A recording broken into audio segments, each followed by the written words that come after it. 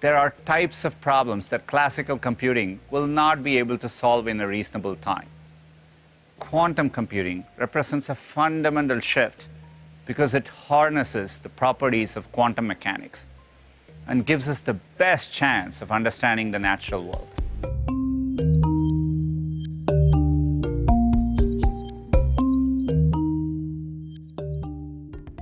Classical computers have enabled just amazing things, but one of the things we don't often talk about is all the things they can't do, right?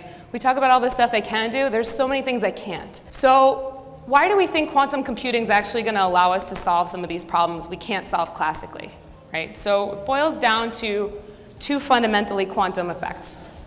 One of the effects is superposition. So classical information is basically a string of zeros and ones. Everything that classical computing has enabled is, boiled down to a sequence of zeros and ones. So quantum computing or quantum information has this property that the states can exist in a superposition of 0 and 1, right? So not just 0, not just 1, but a superposition of 0 and 1, right? And you can also have complex superpositions of 0 and 1.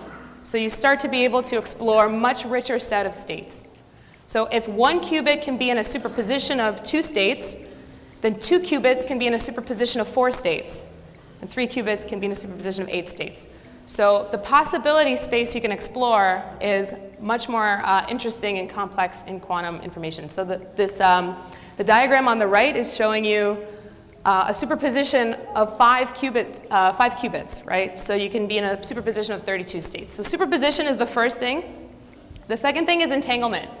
This idea of entanglement is, okay, I've got 2 qubits and I'm entangling them together. So measuring the first qubit can tell me something about what will happen when I measure the second qubit. Okay, so entanglement is the second property that gives quantum information a really unique difference. The reality of it is that you say, well, that's very interesting and the theoretical underpinning, but can you actually build these machines and access these machines? And we also recognize that for most of history, to access computing power, you had to build it and maintain it yourself. But now we're in a situation where even these very special machines, quantum computers, can be accessed by anyone in the world.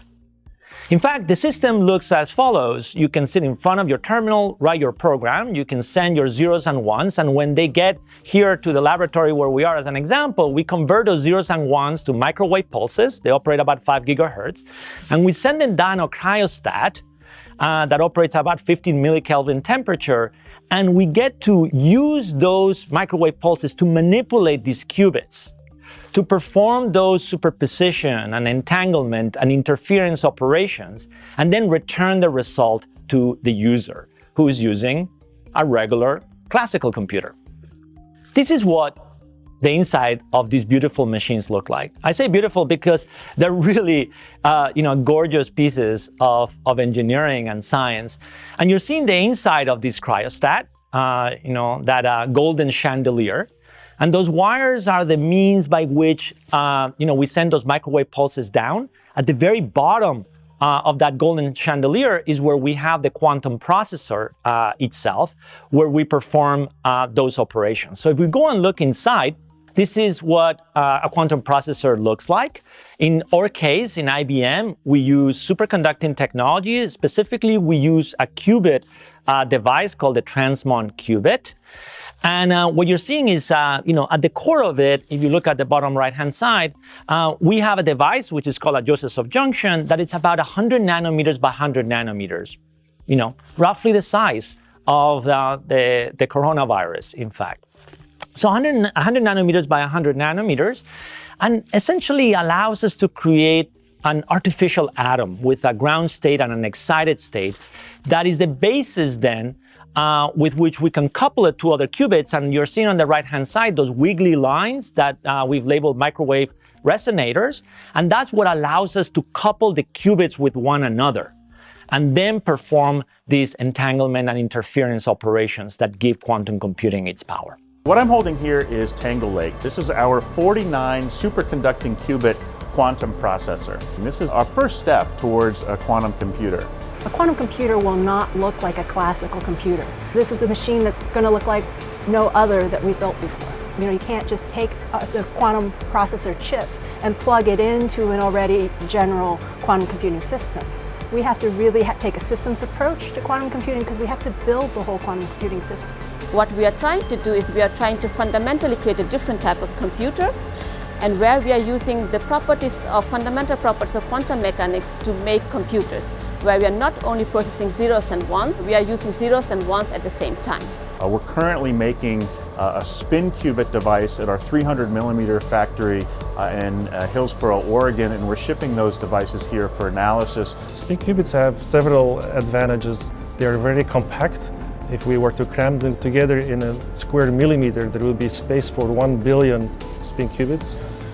Also, their states are very long-lived compared to other qubit types. And finally, they are relatively robust in the sense that they can operate at ever so slightly higher temperatures than the lowest temperatures needed for some other qubit implementations. Intel is really unique in the sense that it can integrate billions of transistors on a single chip. Now imagine that those transistors can all hold a qubit. That directly gives us the promise that we can scale up to millions or even beyond.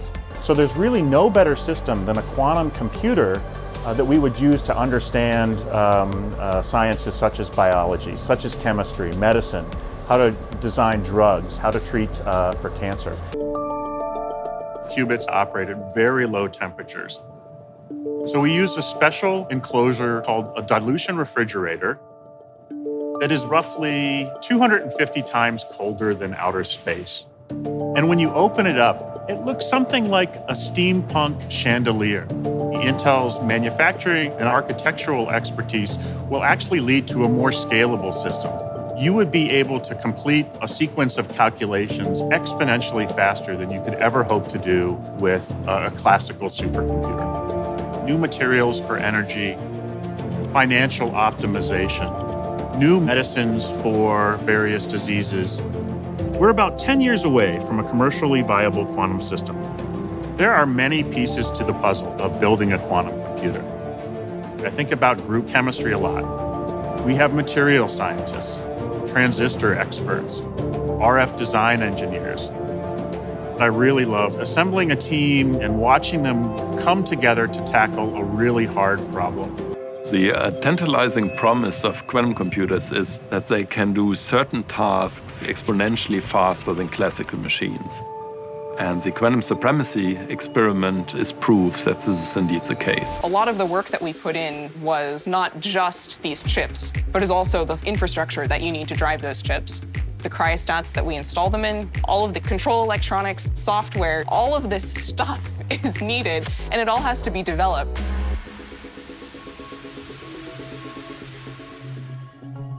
When the experiment started, we were getting data from the experimentalists. We saw initially a beautiful straight line corresponding to our predictions. Then, right before we hit supremacy, it dropped much faster and it fell below the threshold where it needed to be.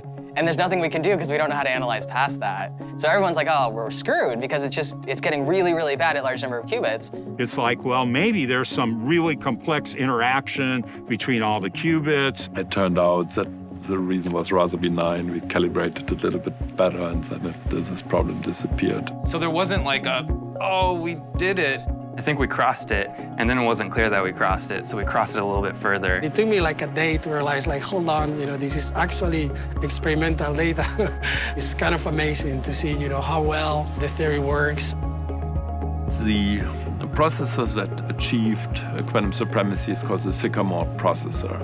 And it's parallel processing 2 to the 53 states, which is 10 million billion. And thus that enormous amount of parallel processing is what gives it the power. When we run small chunks of the computation in the largest supercomputer in the world, our estimate is that it will take thousands of years to complete the full computation.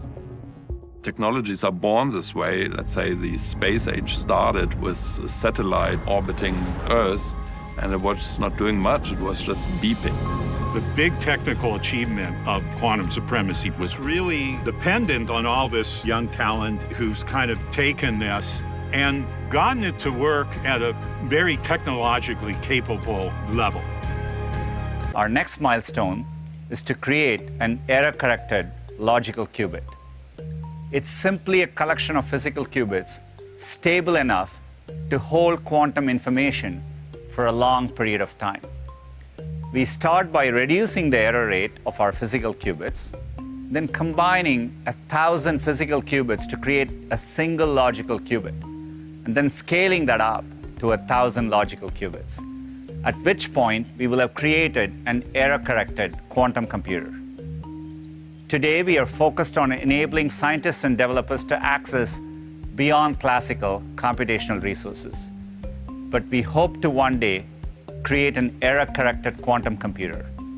And success could mean everything from increasing battery efficiency to creating more sustainable energy to improved drug discovery and so much more. The roadmap begins in our new data center, which we are calling the Quantum AI Campus.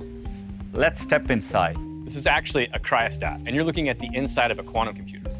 Wow, cryostat. I love that word, cryostat. I'm guessing people want to know, what makes a cryostat a cryostat? Eric?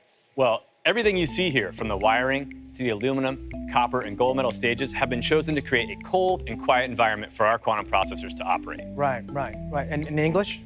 It's a fridge for our qubits. Right. And how cold are we talking about? We approach near absolute zero, 10 millikelvin to be precise. Wow. Which means that parts of our lab are some of the coldest places in the universe. Wow, colder than Canada? Yeah, colder than Canada. Colder than Canada. Well, it's not just temperature that's important. In fact, we want to remove all distractions from our qubits. Right. Including unwanted electrical and magnetic signals. Yeah, who wants that, right? Well, let me show you what the final product looks like. Is this a cryostat? No, that's not a cryostat. What about this? Is this a cryostat? That's not a cryostat. No? This is a cryostat. Nice. In fact, this is a fully assembled quantum computer. Yeah, so where's the keyboard? Well, there's no keyboard, but it contains everything you've just seen inside and custom control electronics, all of which were designed and built by our team here at Google.